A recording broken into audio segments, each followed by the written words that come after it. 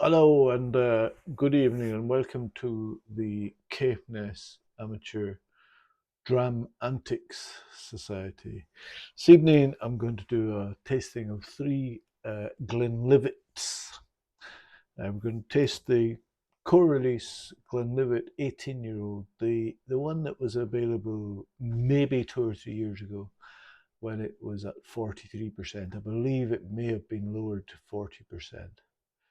And then we're going to do two Scottish Malt Whisky Society Glenlivets. One is 14-year-old and was matured in ex-bourbon barrel, and the other is a 13-year-old and was matured in an ex-Oloroso butt. Uh, First spill ex-Oloroso butt. So Glenlivet was founded in 1824, and that was part of a construction rush that occurred in the wake of the government reducing the cost of the license needed to legally distill whisky in the UK. Prior to the introduction of this cheaper license, much of the whisky production in the UK, and particularly in Scotland, had occurred illicitly. This new bill was the government's effort to establish some kind of order in the market. George Smith, the founder of Glenlivet, who was a farmer who rented property from the Duke of Richmond and Gordon, was one of the first distillers to step forward and enter the process of gaining the new license. Smith had been an illegal distiller himself, but had quickly realized that he could make a far larger profit by going legitimate. In 1824, the distillery was built at Upper Drummond and began to operate under the guidance of George and his son John. Smith's choice to obtain a license was viewed as treacherous by his neighbours, who also distilled illegally. Smith began to receive threats to burn his newly built distillery to the ground, with him in it. Consequently, Smith began to always carry two pistols with him. Those same pistols are now displayed at the distillery. Threats aside, there could be no doubt that the distillery was doing well. In 1840, Smith bought another property, Delnabo Farm, located near Tomintoul, and founded another distillery there named Cairngorm Delnabo. In 1845, Smith bought another three farms and established distillation facilities there. Even with all these properties hard at work, Smith was unable to meet demand. In 1864, Smith formed a business relationship with Andrew P. Usher, a whisky agent, and Glenlivet becomes one of the first distilleries to export its product to enormous success. George Smith passed away in 1871, and the management of the distillery was taken over by his son John Gordon. By this point, there had been a surge of distilleries establishing themselves around the River Livet, many of which started using the name Glenlivet in some form or capacity. John Gordon started a lengthy legal battle, and in 1880, Glenlivet was granted the sole right to call itself the Glenlivet. 1890 brought a disastrous fire which raged through the distillery and destroyed much of the property. John Gordon took advantage of the rebuilt site to expand it, and in 1896, two new stills were installed. John Gordon himself passed away in 1901, And in a repeat of history, the distillery once again passed to the next generation, with John's nephew George taking over production. The distillery passed down through the family after George's death too, with George's son George Smith taking over production in 1921. In 1953, George and Jai G. Smith Limited merged with Jai and G. Grant of Glen Grant Distillery, forming the Glenlivet and Glen Grant Company Limited. The second half of the 20th century brought a series of changes and mergers to Glenlivet. In 1970, Glenlivet and Glen Grant Distillers Limited merged with the Longmorn Glenlivet Distilleries Company and Hill and Thompson Company Limited to form the Glenlivet Distillers Limited. 8 years later, Seagram's bought the distillery and a visitor centre was opened. In 2001, Pernod Ricard and Diageo bought Seagram, giving Pernod control over the Chivas Group. Glenlivet has continued to go from strength to strength in recent years under the ownership of the Chivas Group, Pernod Ricard, becoming one of the most successful single malt brands. The water used in production of Glenlivet is drawn from Josie's Well. The production capacity of the distillery stands at an incredible 10.5 million litres a year. The fermentation time is 50 hours, which is long. The distillery's modern mash tun allows the distillers to get the maximum possible malt sugar from the grist. It still uses wooden washbacks, which are far harder to clean than their modern stainless steel contemporaries. But it is told that the use of wood allows for the creation of subtle and nuanced flavours and aromas in the whisky. Glenlivet was driven by 8 stills, 4 wash and 4 spirit. The wash stills have a capacity of 15,000 litres and the spirit stills have a capacity of 10,500 litres. The lantern still shapes are unique to Glenlivet. When the stills need to be replaced, the original design by George Smith was carefully recreated by the modern coppersmiths. The constricting pieces in the intermediate section of both the wash and spirit stills allow for maximum contact with the purifying copper. The long, narrow shape of the necks of the stills ensures that only the lightest vapours reach the top. The size and shape of the stills at the Glenlivet has remained the same for over 150 years, which is an example of the distillery's commitment to tradition. 2010 saw a tripling of the capacity to 10.5 million litres of spirit a year, with the construction of a new stillhouse and an increase to 14 stills. The Glenlivet used its own floor maltings until 1966 when they were decommissioned. Today, the distillery sources its maltings from professional maltsters, as do many other distilleries. Crisp's Maltings in Port Gordon is a specific industrial site that provides a lot of the malt used in the production of the Glenlivet. The malt used in production of Glenlivet is unpeated, so that the distillers can take advantage of the full spectrum of flavours that the malt contains.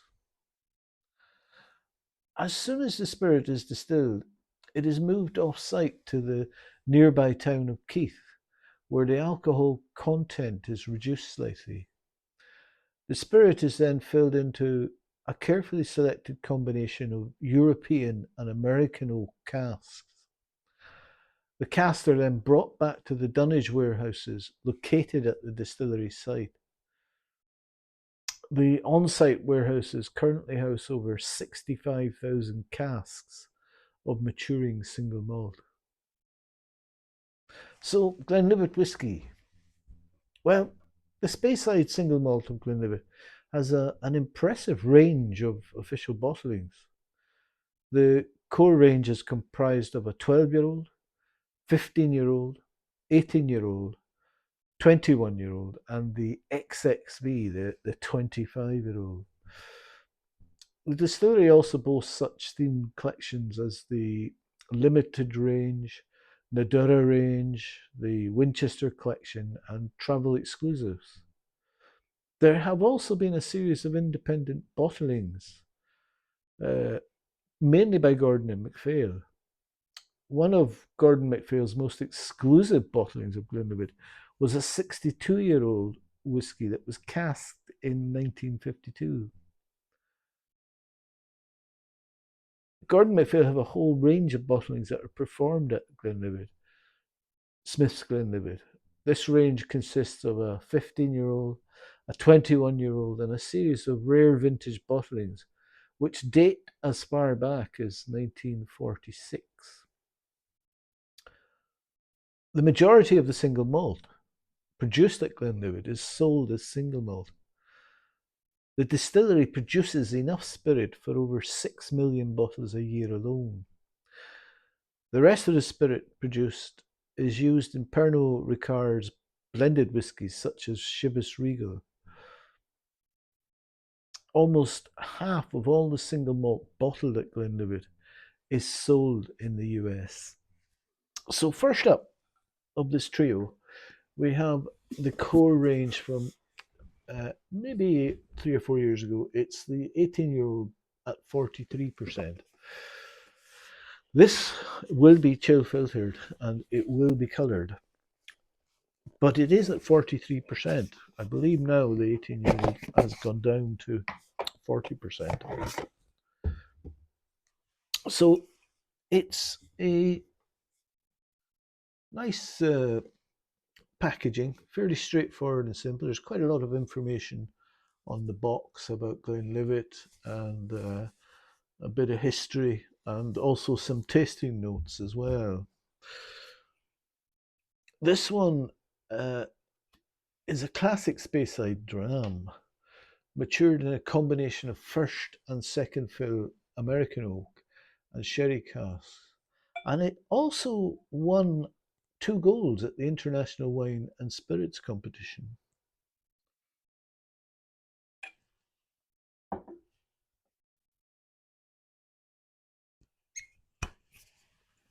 So let's see what we have here.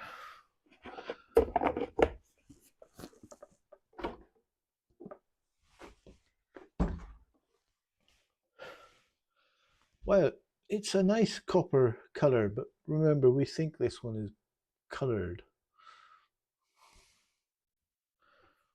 43%, and it has quite thin tears.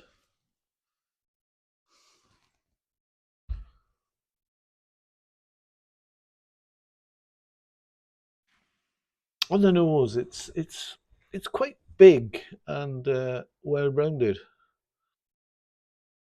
There are notes of chewy sultanas and sherry peels,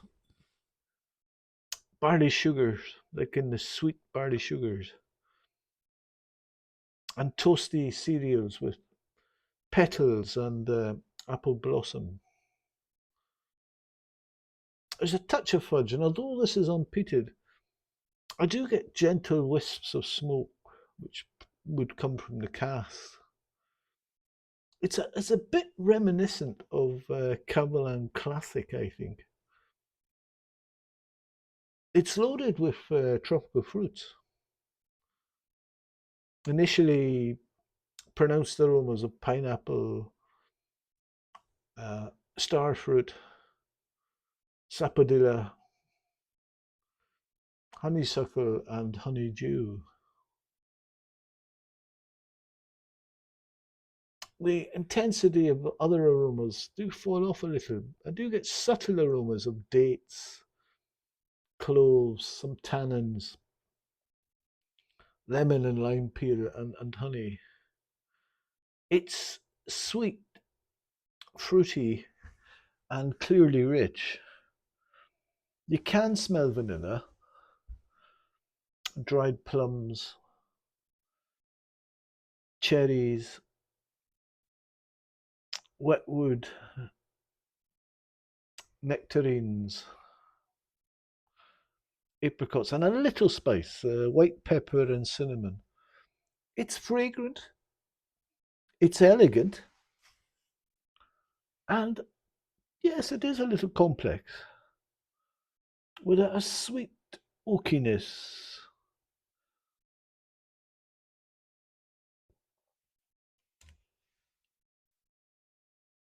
Rich sweet fruit aromas and some toffee notes. We'll try them out.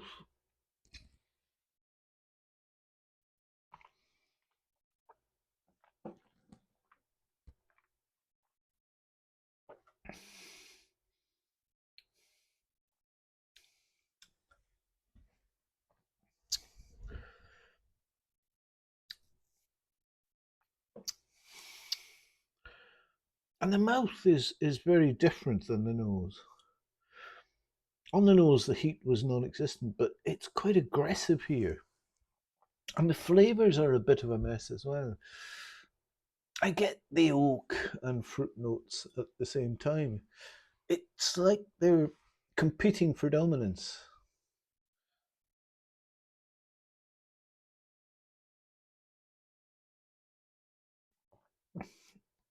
There's light taste of honey, tannins, star fruit,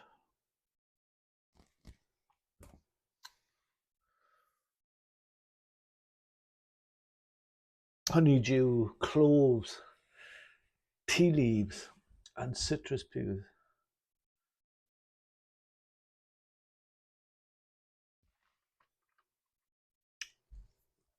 There's an odd astringent mouthfeel that prevents me from enjoying the other subtle tastes. It's full and rich with notes of chewy tannic oak, manuka honey, and walnut with Cox's apples and orange peels, and some cut herbs, fennel and spearmint.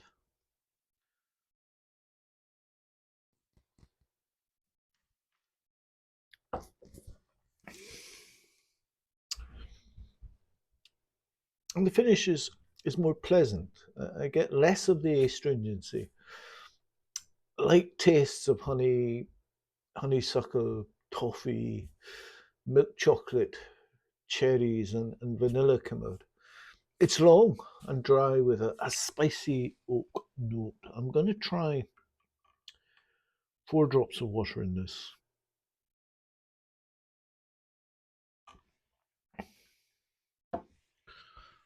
I don't think we'll get Scotch mist here till filtered. No, it's remaining crystal clear.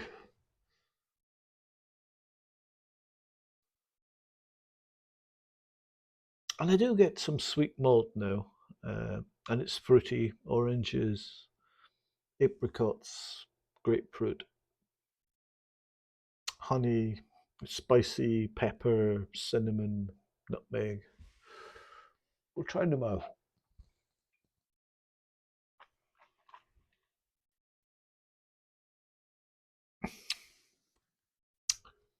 And on the mouth, it's soft, sweet, oily, creamy, buttery, fruity, again, oranges and apricots, toffee, spicy, citrusy, lemon zest, honey, vanilla.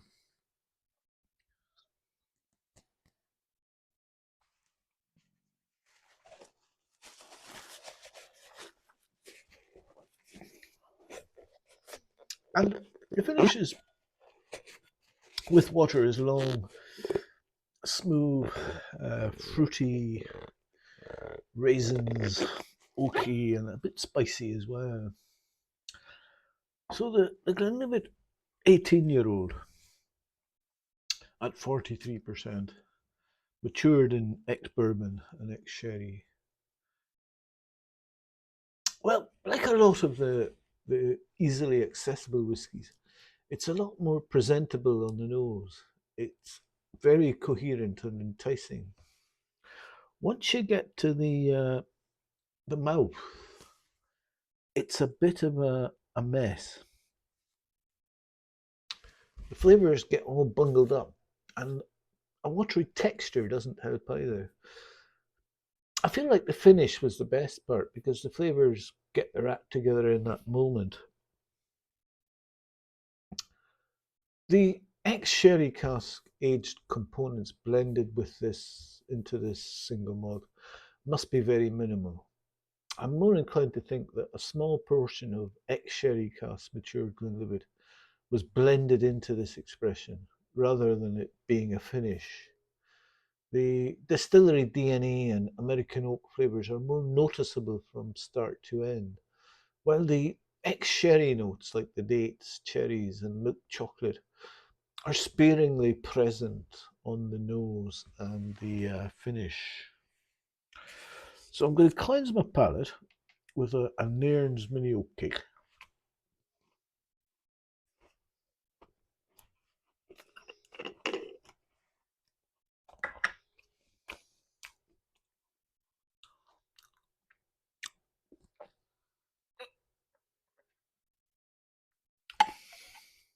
So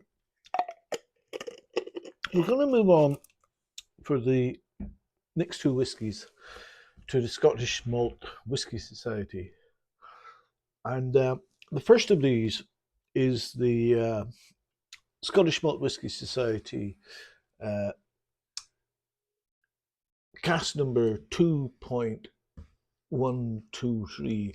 The 2, of course, is the distillery code, which is Glenlivet. And the 123 is the number of bottlings, so casks that they've bottled from that distillery. And this one is a 14-year-old.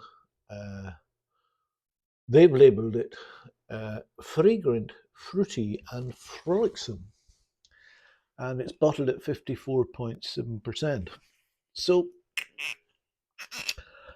a little bird told me that they're now using a supercomputer to find the names for Scottish Malt Whisky Society releases.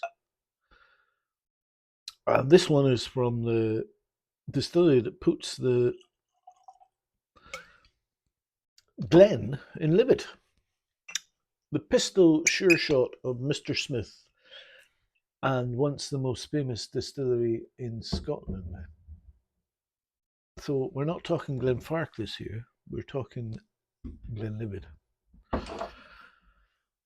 Today, it represents a massive distillery, and it's seemingly forever engaged in the single malt showdown at noon with Glenfiddich. The core range, as we've seen, is accessible and available almost everywhere. To be a truly mass market whisky means sacrifices must be made. However, I remain optimistic that within their massive maturing stock of casks and epic annual production, there will be casks of note. Pricing remains a constant concern when these official single casks do appear.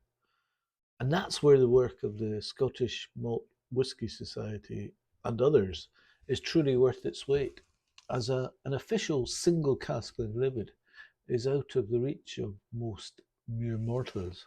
I got this one when I stayed in the vaults in Leith, the Scottish Malt Whisky Society vaults. You can hire an apartment there. It's a two-bedroom apartment, and it's really nice. It doesn't have a washing machine, but you can get parked at the vaults, and it's really well uh, furnished and well heated, and you're just upstairs from the vaults themselves. I'd thoroughly recommend it. It's not terribly expensive. I mean, if you were to take a couple of hotel rooms in Edinburgh, you'd probably be more. So worth seeking out. It is. You've got to book it well in advance. So this one is the Vault's exclusive cask. I got this one. They give you a bottle when you book and you check into the Vault's apartment. You get a complimentary Scottish Malt Whisky Society bottling, and this was the Vault's exclusive that we got from 2021. It was distilled in 2006 and matured for 14 years in an ex-bourbon barrel, producing 187 bottles. So this one's at 54.7%. And of course, it's non-coloured and non-chill filtered. And it's a nice straw colour. I've poured myself a bit of a bumper here. I've tried this before. It's very good. So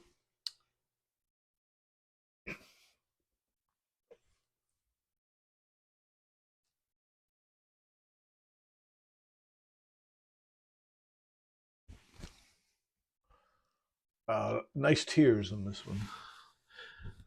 So it's quite a gentle arrival with apples and brass shards. It's honey and it's a well-worn antique wood. Almonds and a stale helping of grated nutmeg that's seen better days. Buttery as well, leading into toffee penny chews, wine gums, and sun exposed peeling varnish. New sawn plywood and sauna oils. And then you get Earl Grey tea and not too ripe banana. Plus a bag of all coloured jelly babies. We'll try them out.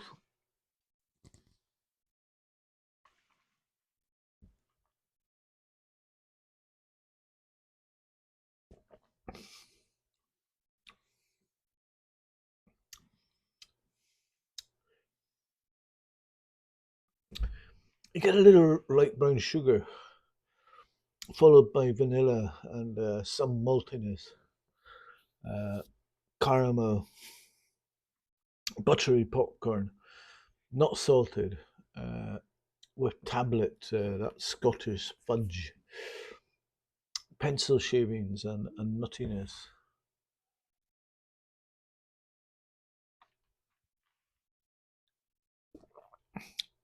It is a superbly fruity arrival, and it's as if we're at the fair. We have marshmallows, candy floss, toffee apples, and boiled sweets, while sipping a good glass of sweet cider. It's got quite an oily mouthfeel.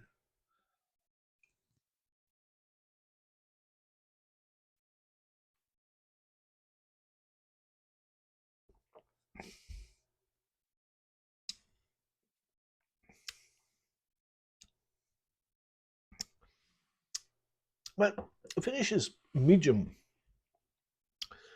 and it's all on sweet barley with more citrus in the aftertaste. I'm going to try 5 drops of water in this.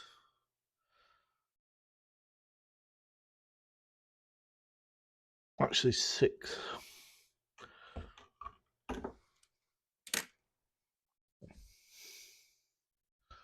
So this was very pale, straw coloured to start with.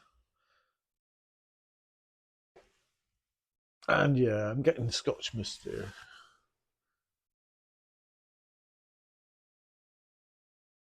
And now I'm getting a simply perfect sweet maltiness. Lots of fruit again. Um, and the toffee pennies again. And that sort of banana type element to it.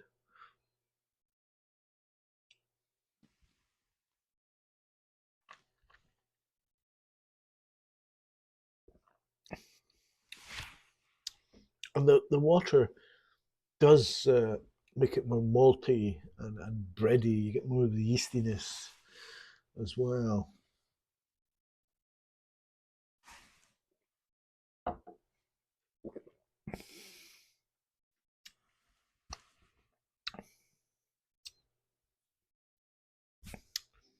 and you get the sweetness on the finish. A bit shorter, less of the citrus, still quite fruity.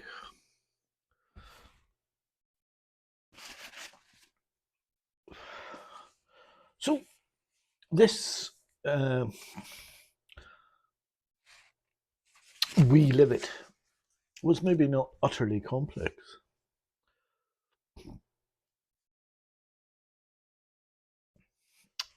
But it was totally natural, and it's kind of up my alley a bit. It's solid and easy sipping territory, and it's hinting at potential. And if you've been fortunate to try some old Glenlivet from the 70s or prior, it's what made it so popular originally. The name they've given it, Fragrant, Fruity, and Frolicsome, is a bit rubbish, but don't let that put you off the whiskey. This one is a gentle reminder to try more from this distillery when it's bottled by the independents.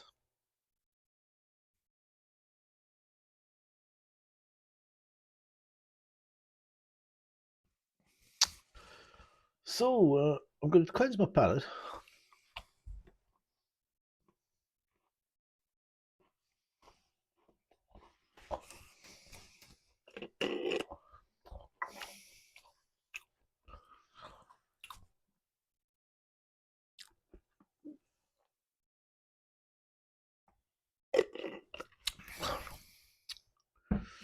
So the final dram of the trio is another Scottish Malt Whisky Society bottling. In fact, this one is cask number 2.122. So this was the previous cask that Scottish Malt Whisky Society had bottled of Glenlivet.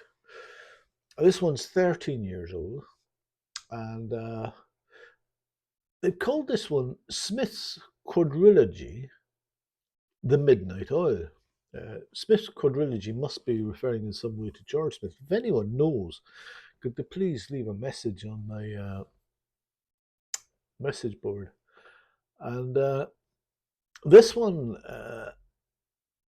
was distilled on the 15th of March 2007.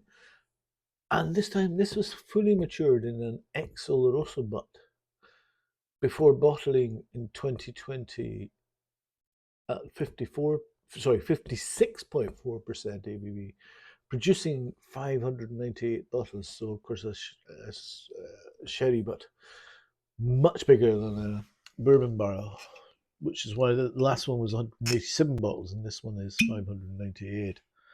So, you've probably seen that what I've done here is I've taken the core range of the Glenlivet from the distillery, and then I've taken two independently bottled, albeit from the same independent bottler, to compare and contrast. The first one was the core range, matured in ex bourbon and in ex sherry.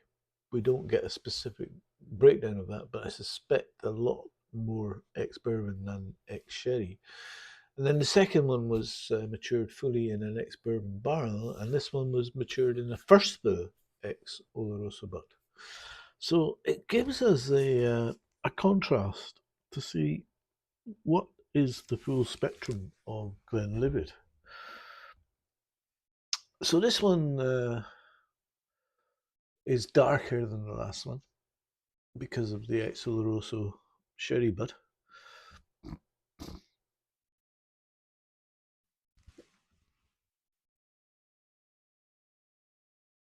And it has fantastic tears. And now we're getting a clear and classic sherry accent. Bags of date loaf, pure butterscotch, salted caramel popcorn, toffee crisp, sort of chocolate bar. Uh, I think my mum used to make her own toffee crisps, make the caramel and get the Rice Krispies, and you would let them go into the melted caramel and then harden, and you would end up with a coffee toffee crisp without the chocolate in that case. Rose water, orange marmalade, and quince. And I'm also getting milk chocolate, figs in syrup, sweet cured ham, and toasted almonds. And there's a tiny kiss of wood smoke in the background. Again, that must come from the cask. It's very nutty from Nulo Rosso. Uh, Marzipan, honey. There's a little fruit, and you get the classic aromas of the hazelnuts, roasted chestnuts, and you get raisins, which create a familiar mix with cinnamon, nutmeg, and bruised apples. And then you get some tobacco and soft leather merged with dried herbs. And overall, it's nice and round and not intrusive. Try them out.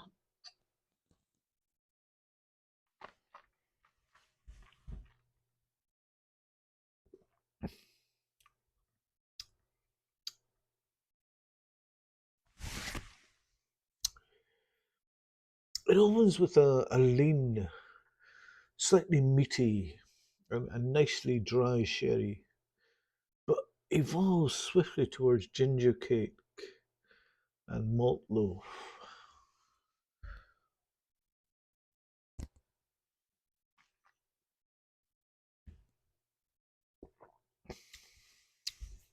Pomegranate, molasses, chopped dates, and black tea with sugar. It's got a rich and spicy sweetness, and you get some flavors from almonds, walnuts, and coconut husk.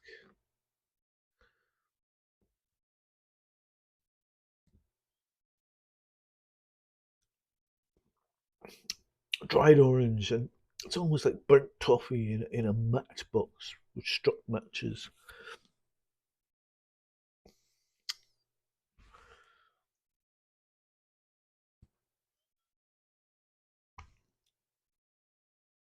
Fantastic tears in this. And the finish is dry stone fruits and firm tannins. I poured myself a bit of a bumper there, so I'm going to try 7 drops of water in this.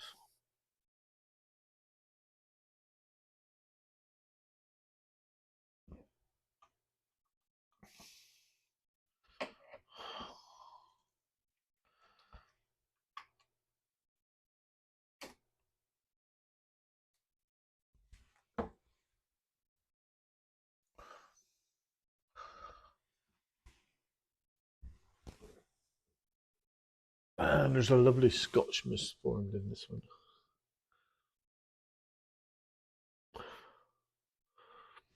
And it's lighter.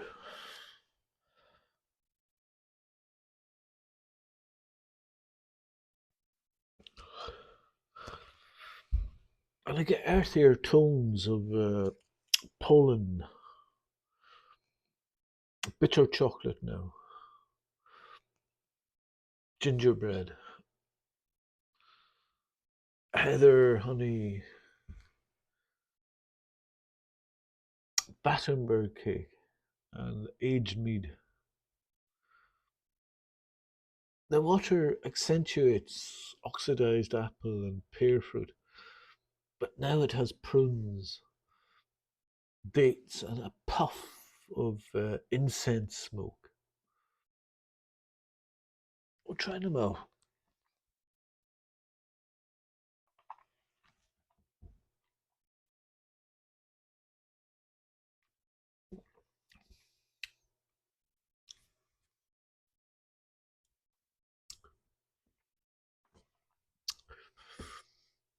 And now I get some game meat salamis. If you go to Italy, you maybe get some wild boar salamis. You've got that deep, rich, savoury element of that. Bouillon stocks. And some things like treacle sponge, venison ramen, Scotch broth, and herbal cough sweets.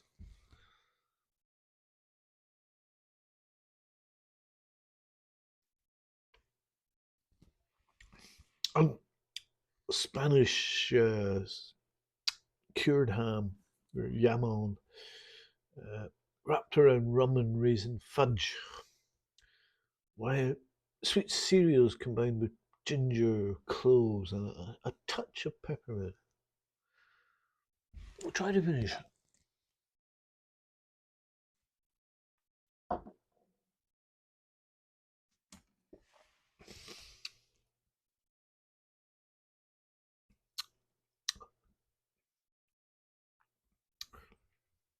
And it's like a marmalade and nutmeg finish. I think I prefer to finish with water actually. So this 13-year-old Glenlivet, fully matured in a first spill, ex-oloroso, but I can only describe it as dark, deep, and intriguing stuff.